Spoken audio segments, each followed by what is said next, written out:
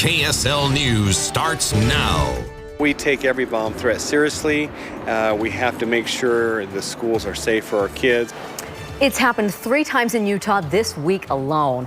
Good evening. Schools receiving phone calls threatening some sort of violence and in many cases a bomb. News specialist Keith McCord's live in Salt Lake City tonight. Keith, certainly nerve-wracking for students and teachers and of course parents. Certainly is, guys. You know, on Monday it was Murray High School. Today it was Lone Peak High in Utah County, and Clayton Middle School here recorded phone calls with the voices distorted, all pretty much saying the same thing, that there was a bomb or explosive device in the school. At Lone Peak and at Clayton today, bomb-sniffing dogs from the airport and other agencies went through the schools but found nothing. At Clayton, the students at first stayed in class, but when they learned that Lone Peak had received a similar call, then both schools decided to send everybody home. There have been reports of phone call threats in schools in at least 21 states and in Great Britain as well. None of the threats turned out to be credible. In fact, no explosive devices have been located in any of the cases.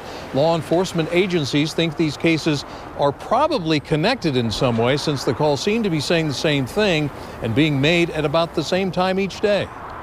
We've heard that there may be an app that somebody has. Maybe they think it's funny or playing some type of a joke.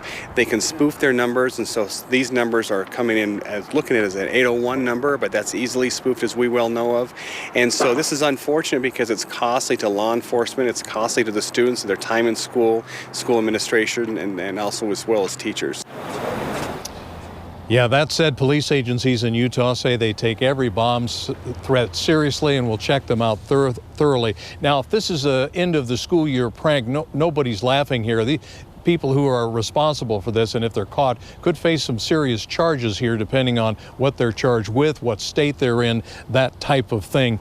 By the way, classes will be back in session at Lone Peak and at Clayton Middle School as usual tomorrow. Nobody found anything. That's a good thing, but still kind of nerve-wracking for people. Yeah, it isn't. It just, like I said, ties up so many resources. It's a shame. Absolutely. All right, it costs Keith. a lot of money. Yeah, it does. Thanks, Keith.